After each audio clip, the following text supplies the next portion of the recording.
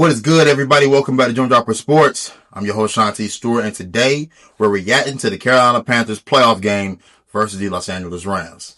So let's get into it. I'm still racing. Lock my phone, put it back down, let's try it again in the morning, bro. I don't want it to jeopardize how you know what I'm saying? Because you are saying. I know we got the news that Tonka is staying. Thank God, finally some good news.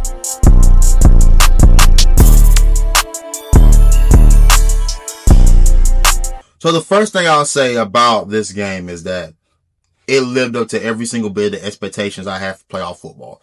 As a person that has never been to a playoff game before, hasn't seen my team play a home playoff game in a decade, and hasn't seen my team make the playoffs in 8 years, I had to be in the building for it. There was no way I was leaving this season with everything we had been through without getting to see the results and the fruits of our labor being a playoff game in that stadium. And I gotta say, this was the most electric I've ever seen Bank of America. Hands down. Like I said, I went to an SEC school. I understand what the environment can look like for a football game. Like, at least at the collegiate level. This rivaled a collegiate level atmosphere. That's the facts. Fans were outside. Fans were excited. Fans were in tune. Fans were passionate about this team. It was a win for the city. It wasn't a win on the field, but it was a win for the city. Obviously, the Panthers lost this game 34-31 in dramatic fashion, but the city got to be proud of its team for the first time in a long time. And I'm not a native from here.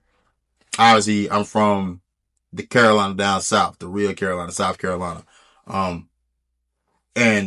But getting to be here now and getting to see how this team affects the city when it's good, it's a huge difference. Even in just winning the 8 games that you won, not even having a winning record, you can ultimately feel the switch in the mentality of the fan base. They're willing to ride for this team. They're willing to go all out for this group if you give them something to root for. I think that's all the people of this area are asking for, and just give us something to root for.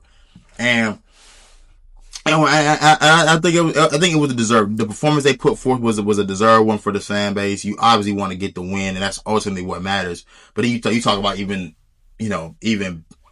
broader picture things. You look at Cam Newton coming back, which was the biggest thing. That was the biggest draw to this past weekend anyway, was Cam was going to come back. Cam was going to bang the drum. Cam was going to be in the building. Cam was going to be a part of this for the first time since the NFC Championship game in 2016, and with playoff football being afoot. And it was everything you could ask for. You can't ask for a better. It was perfect. It was perfect. The hype that he gave, the fans you can tell how much he means to the city. I think that's the one thing that never has to be questioned about Cam Newton and what he did. And no matter whether he's regarded as one of the greats of all time and, amongst the rest of the league, he is a legend in this area for what he did for this franchise. Hands down, bar none. Nobody can debate that. And seeing him alongside all the other legends that came back shows you how much this franchise means to a lot of people. And I think it was good for everybody to see, like, this community can come together and root for this team when it calls for it. And I've seen it multiple times. It's not my first rodeo, but for the rest of the league, I think that was a nice showing. Not that we have anything to prove, but just to show that, hey, look, this team deserved it. And, there are those that'll make the claim that a team with a losing record shouldn't be hosting a playoff game. This is why you do that. This is why you win the division. This is why you win your division. This is why. That atmosphere, that electricity, that intensity that team play with, that's why you give teams that win the division that reward. We're not the NBA. We do it the right way. You know what I'm saying? You win. Wins are respected here. Winning your division means something. Rivalries actually exist because your division matters the most, aside from the rest of your schedule. Not these random Christmas Day games, these random games against an Eastern Conference opponent or a Western Conference opponent. Like, no, the teams in your division matter the most. Those are the games you better care about when it comes time to it, because when you get to the end of the season and you're looking like Atlanta, and you on the outside looking in because your ass got swept. You know what I'm saying? Swept off your feet. You know what I'm saying? Snug as a bug in a rug. And you wondering why aren't we here because you didn't handle business. You didn't handle business. And that is what it is. We have to talk about the performance Bryce Young put forth, man. That's the type of performance that makes you a legend wherever you're playing at. That's the type of performance that like people rave about you for years to come. It's going to be the equivalent to Cam Newton's 2017 wildcard run that he made, with just the 2018 wildcard playoff game. But even though it was a losing effort, you did as much as you could. You put forth a Herculean effort to get your team there at that position at the end of the game. You had a shot at it. It is what it is. You don't get it done, but you did. You left it all out there, and there were no questions. And it answered all the questions I think that everyone had coming in about, is Bryce Young the guy? Should the Carolina Panthers move forward with Bryce Young? You know, you'll hear national media pundits question it, and I just don't believe they watch enough Carolina football. And I think they just mostly, you see the numbers and you see what happens, and you ultimately your natural assumption is to blame the quarterback for why did he only throw for such and such yards. Like, and I trust me, I get it. I really do, because it would be the same for me on the outside looking in for another quarterback until you know the inner workings of this team and how it goes. Bryce Young has been the stabilizer for this group. He's elevated this group past where I think it could have been if it were any other quarterback here, i.e. Andy Dalton. He's not afraid of the moments. I've seen him go up against top defenses and compete at a high level. Obviously, he's had other performances as well that have not been so great, but there is something that to be built off of. And all you can ask for a player is constant improvement. And you can't look me in the face and say he is not improved from year 1 to year 2 and from year 2 to year 3. You got to the playoffs. You won your division. That's the trajectory you want to be on. You don't rip that apart from this team at this juncture. It looks like the Carolina Panthers are going to pick up his 5th-year option. That is the right move. Move forward with him. Continue to build around him. Do not make the same mistakes. Let's right our wrongs from the past. And let's continue to put talent around him. I believe that the Carolina Panthers are another wide receiver away. Teteroa McMillan and Jalen Coker, my brother in Christ, put forth one of the greatest playoff performances in team history. One of the best performances you'll ever see from an undrafted free agent. He went crazy. And he solidified himself as wide receiver 2 on this team. There is no more questioning about it. There is no more debating. Other guys will have to find their way if they want to see the field. But Jalen Coker has made sure he stamped himself. There is no questioning about that anymore. But for Carolina, continuously adding weapons. I believe you can still add another wide receiver. Romeo Doubs has been the name that's been rumored. That was a name being rumored around the trade deadline. That's a name that's going to be in talks in the off season. So I keep my eye open there. Tight end position. Xavier Sanders breaking his ankle at the end of the year. That you hate to see that, but you also didn't get great production out of him prior to that. Tommy Tremble, solid guy, team guy.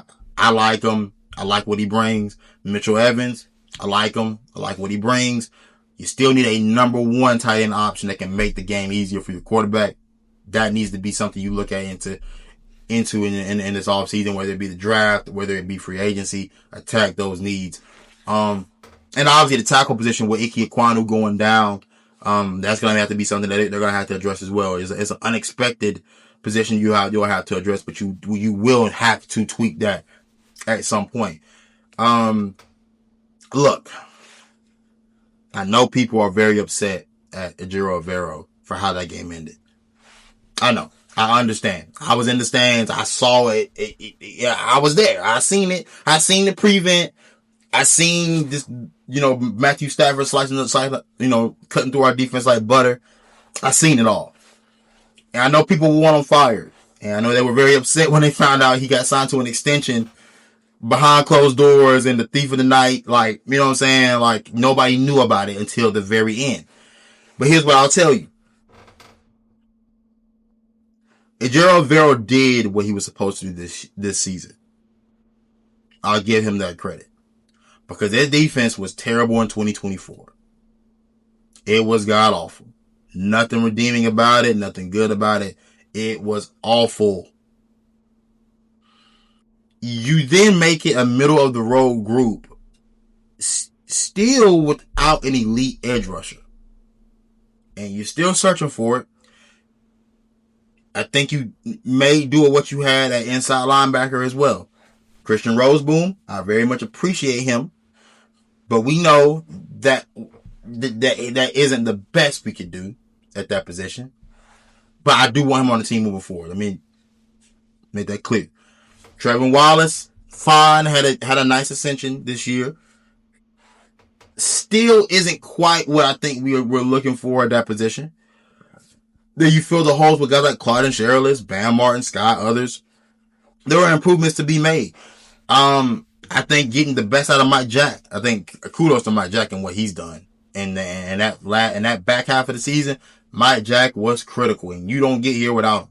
You absolutely do not get here without his performances. But yeah, with that being said, Ejiro Evero did earn more grace and a longer leash from the franchise. I mean, I hate to say it. There are plenty of games you go back and watch this year that his unit is the more consistent unit week in, week out. Is what it is. You can call it what you want, you can say what you want, but that is the case. And it seems like they're not going to just make sweeping changes without there being a true reason. And I mean, and that game alone not being enough for them to make that decision. And you have to remember, J.C. Horn was not out there on the field. He did suffer a concussion in that game, which is why he didn't finish that game. So, is what it is. I understand the frustration for everyone, but I understand where the franchise is coming from here in this moment. And as we draw near Rico Dowdle and Chuba Hubbard, that situation has, I think we're finally starting to see what the reality is with Rico Dowdle and his future here in Carolina. I think this is what his reality always was going to be, which was a 1-year rental. Jonathan Brooks is down. We need a replacement. This is the best replacement we can get right now. Rico Dowdle, I thought met expectations. Well, not even met. I thought he exceeded expectations compared to where he was at earlier in the year. I think helped us immensely in making this playoff push. It doesn't happen without him. There are a couple games, obviously, Miami, Dallas, where if not for his performances, the season doesn't go this way. We don't make it here. We don't get to enjoy the moments of a playoff berth without him. I know fans have started to take their shots at Rico on the internet. You know what I'm saying? Some of our very own from Panthers Twitter. But I'd say everybody got what they needed out of the situation. I believe Rico got to show that he continues to show that he can be a starting running back, a bulk of the carry type of guy. And he's deserving of a multi-year deal. And also Carolina got the production that we needed to help us make a playoff push. Chuba Hubbard also got healthier as the season went along. So that played a part into his carries getting split up. And I think ultimately, I mean, Chuba Hubbard is where you invested the money. And for those that wanted Chuba traded, this is exactly why you didn't do that. This is exactly why you didn't do that, because why would you trade a guy that you just gave a contract to have to give a more expensive contract to the new guy? Because that's what was going to happen. So, I think it worked out for everyone. I think good luck to Rico and his future. I'm going to appreciate what he did here. But for Carolina, it's figuring out the next step in that running back room. Jonathan Brooks. Hey, buddy. We're waiting on you. We're waiting on you. We're excited to see what you can do. I hope you're healthy. I hope you're ready to go. I'm hopeful for a healthy season for you, and I'm hoping for a productive season for you. Let's get to it. Trevor Etienne. Yeah. I hope for a productive season for you as well. I know he had his mistakes in that playoff game, but each their own. I thought he showed some things throughout the course of the season, and he can help us. I think. You know what I'm saying? My main takeaway from this video that I want people to have is that this team isn't very far away. Dan Morgan, Brant Tillis, and Dave Canales have put us in a position to compete moving forward. You saw that level of competition rise. You had a chance to go win a great game. And as great as I feel about how we perform, ultimately winning is what matters, and that's what we want. That's the only result that truly matters once you get past all of the kumbaya moments. Continue with the process. You know what I'm saying? Dan Morgan attacking free agency with some level of intent, which allows for us to draft the best player available, is what we need to continuously do. Dave Canales figuring out what's next for him as a play caller. Does he need to relinquish those duties? Does he need to change up his style or how he does things? Like, those are decisions that have to be made this offseason. Continuously adding defensive talent to that room for Jiro Alvaro, and seeing how far this defense can go. Where can this defense be? I think, and also getting a chance to see what it's like at that level as well. I think now that team has seen it, what can you do from here? And this is the scary part, because nothing about the NFL is linear in terms of success. You can have ups, you can have downs, and that's pretty normal in this league. Where do you take it from here? I'm excited to see where our quarterback goes. I'm excited to see where our young weapons continue to grow to, and where they max out at. It's all exciting stuff, but ultimately continue to fight towards the ultimate goal, which is to win the Super Bowl. That's the one thing we saw. Nobody can say we didn't belong on that field, and nobody can say they can just come do us any kind of way. Control the division. Control your own destiny. There are things we can improve upon, and shoot, man, this was fun. This was fun. This is the first time that I've done a podcast that I had a team for the Carolina Panthers that have been worth talking about on a consistent basis, and it was a fun ride. I hope to see more and be able to give more on the content side of things. I'm your host, Shanti Stewart. This has been Gym Dropper Sports, and I'm out.